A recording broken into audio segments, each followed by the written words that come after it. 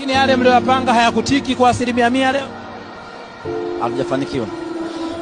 Mbona leo kama majibu yamekuwa ya mkato, maana wewe ni rafiki wa wanahabari?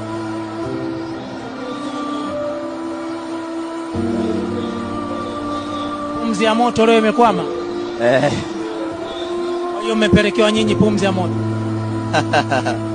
Usitegemee mood itakuwa ile ile. Kinachouma zaidi ni kwamba tumepoteza kila kitu msimu huu.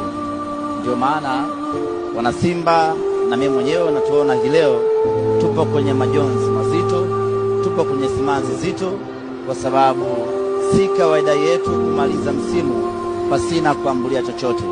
Ndio maana kama kuitazama kwa makini, irejee tena kwa mara nyingine na uzingatie. Hii ndio hali ambayo sio kila mwanaume atakuelezea. Hizi ndo zile nyakati ambazo sio kila mwanamke atakuitikia. Na hizi ni zile nyakati za mpambanaji na mtafutaji kuangukia pua akiwa na imani thabiti ya kuwa anastahili. Nyakati ambazo chozi halina thamani na kilio cha ndani ya kisikiki. Nyakati ambazo kipato kinazidi matumaini ya kupata na yanageuka kuwa deni na msiba. Hakuna anayejali hisia zako wala magumu yako. Majukumu yako ya kila siku yanapaswa kutimizwa. Ubaya ni kwamba wanaokufunga unawaona, lakini huna la kuwafanya. Ndio fair play yenyewe ya maisha.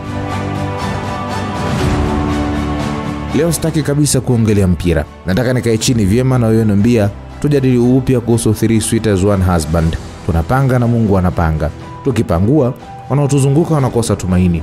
Wakati mwingine tunatamani kushikilia msimamo na imani zetu kuwa kesho itakaa sawa, ila kuuchagua wimbo yatapita muda wote, ile hali nyakati zinazotamba ni za tajiri ya lavalava, hawatakuelewa. Milango yote iliyoandikwa vuta tumeshavuta na kusukuma, na hakuna wakutupokea. Vyeti vyote stahili tumewasilisha na marefa tunao, lakini hawajulikani. Tumekosa mtu mmoja tu wa kutushika na kusema ndio huyu. Tupo wengi lakini chini ya carpet. Nyuso zetu zimejaa tabasamu na furaha kujichanganya, lakini tuna kiza kikubwa na hofu juu ya kesho yetu. Hakuna kukata tamaa.